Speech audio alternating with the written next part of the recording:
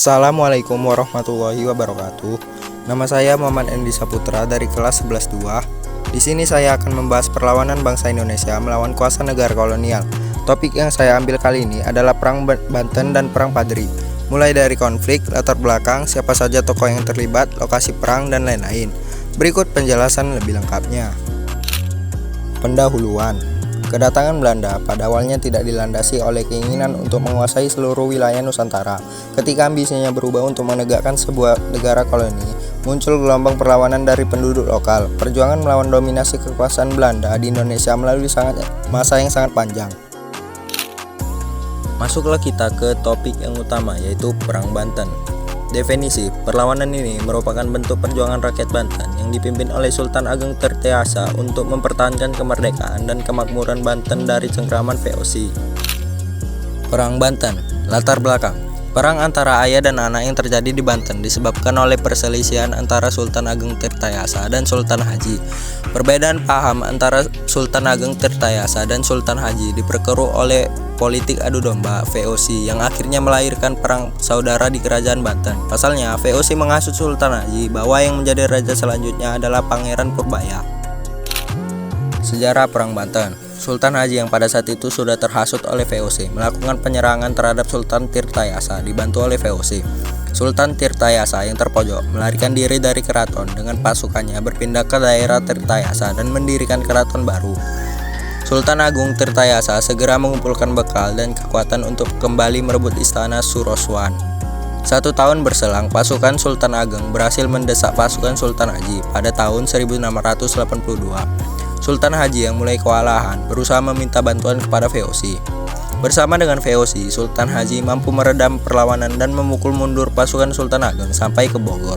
Pada akhirnya, Sultan Ageng Tirtayasa berhasil ditangkap oleh VOC pada tahun 1683. Ia pun langsung dibawa ke Batavia dan dijadikan sebagai tahanan.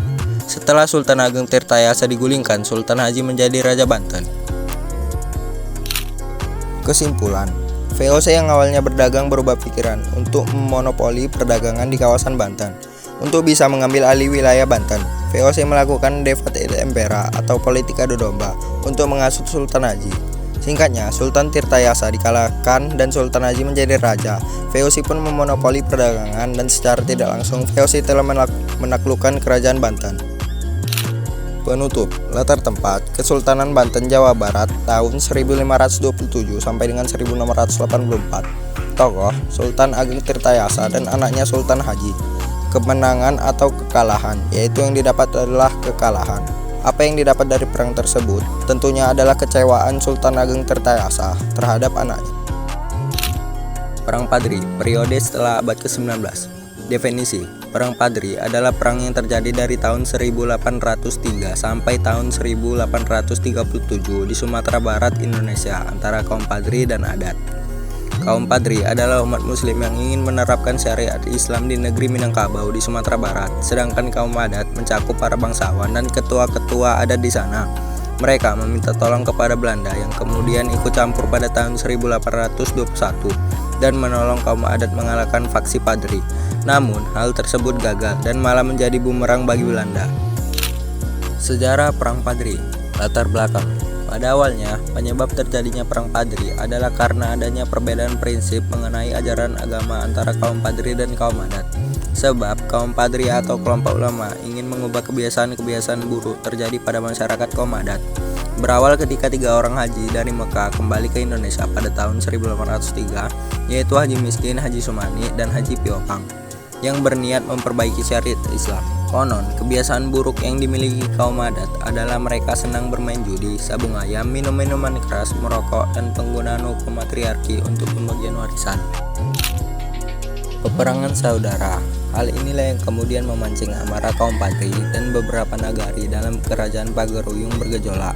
Perang Padri pun akhirnya pecah sebagai perang saudara dan melibatkan suku Minang dan Mandailing. Pada masa perang, kaum Padri dipimpin oleh Harimaunan Salapan, sedangkan kaum adat dipimpin oleh Sultan Arifin Muningsia. Perang Padri yang semula merupakan perang saudara, kemudian berubah menjadi perang kolonial antara kaum adat dan kaum Padri yang bersatu melawan Belanda. Kesimpulan, awalnya merupakan konflik internal antara kaum Padri, kelompok reformis Islam, dan kaum adat di Sumatera Barat. Setelah campur tangan Belanda, kaum Padri di bawah Tuanku Imam Bonjol bersatu dengan kaum adat untuk melawan kekuasaan Belanda. Penutup, latar tempat Sumatera Barat tahun 1803 sampai 1837. Tokoh Tuanku Imam Bonjol dan yang lainnya. Kemenangan atau kekalahan, yaitu yang didapat adalah kemenangan. Apa hikmah yang dapat diambil dari perang tersebut? Persatuan, karena kedua reformis tersebut bersatu untuk melawan VOC. Demikianlah yang dapat saya sampaikan, lebih kurangnya saya mohon maaf. Sekian, terima kasih.